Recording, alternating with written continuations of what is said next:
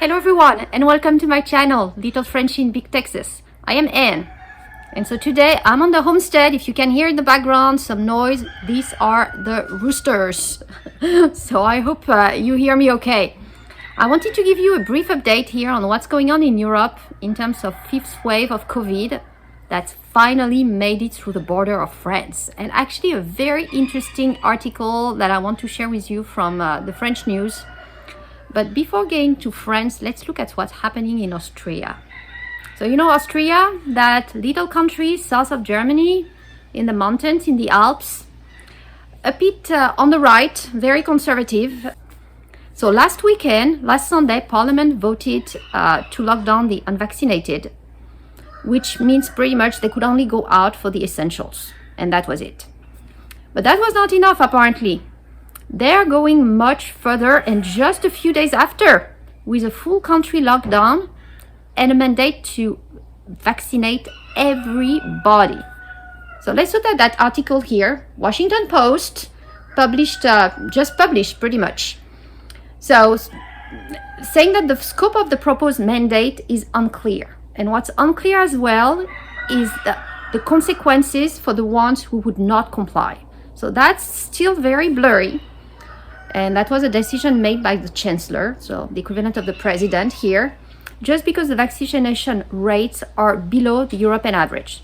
So European average as of a week ago was 67%, and Austria was at 65%.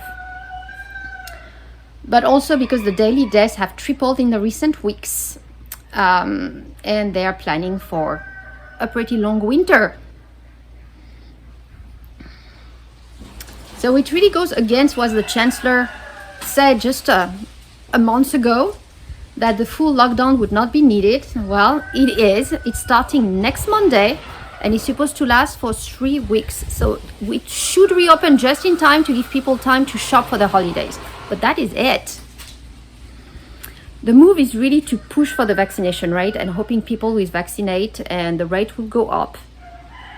But still, the mandate is still there for, I believe, mid-January to have the whole population vaccinated. So that is Austria. The situation is different in Germany, where the infection rate is going very much high and not under control. But Germany is a federation, kind of like the US, with states that are independent. And some of them are against the vaccine. So there's a lot of discussion in Germany, very similar probably to the scenario of the United States here.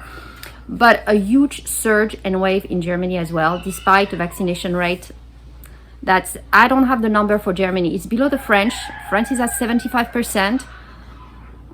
But if you look at the Netherlands, they've got 85% vaccination rate, and they're locking down the country. So go figure. But let's move to France, because that is really a very interesting article regarding vaccination and hospitalization. Look at that. So I will have to translate because I found it in different newspapers, but all of them are French.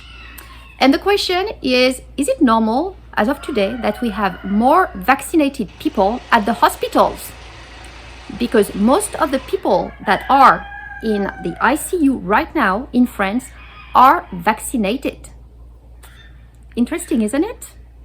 I thought I would share that piece of information, just food for thoughts. So here are some data. For the day of October 31st, admission to the ICU.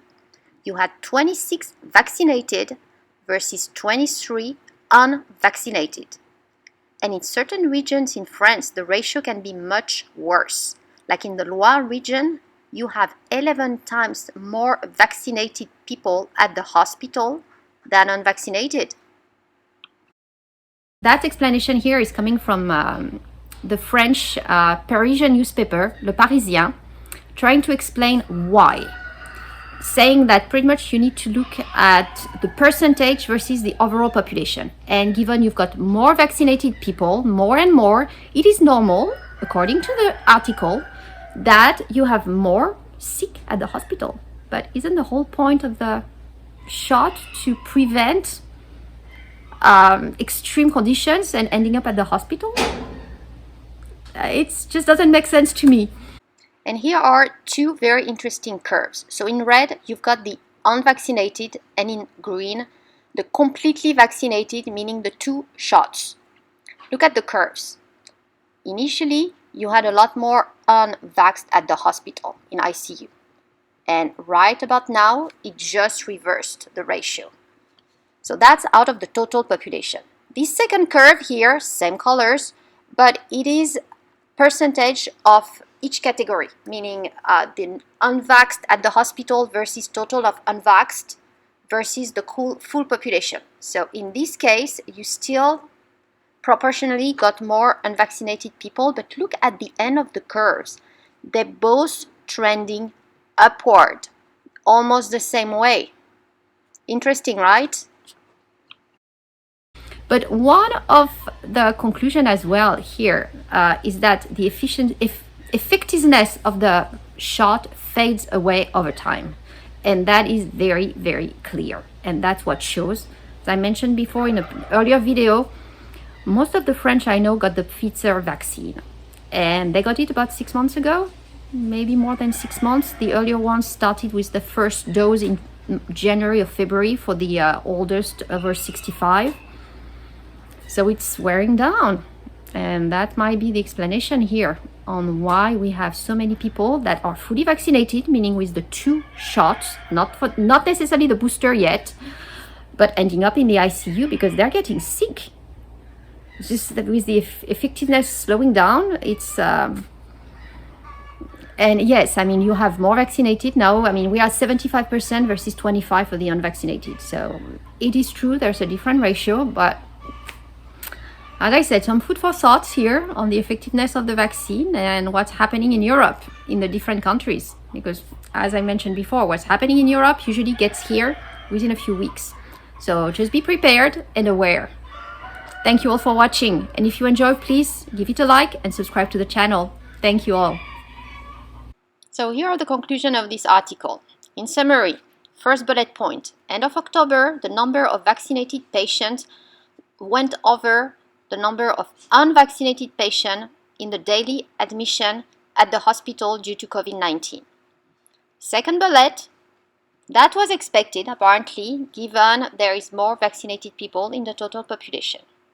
Third bullet, the data show or seem to show a decrease in effectiveness of the vaccines against the more aggravated form of COVID-19, in particular among the oldest people, which were the first ones to be vaccinated. So at the end, the question is everybody supposed to get a booster shot every 6 months?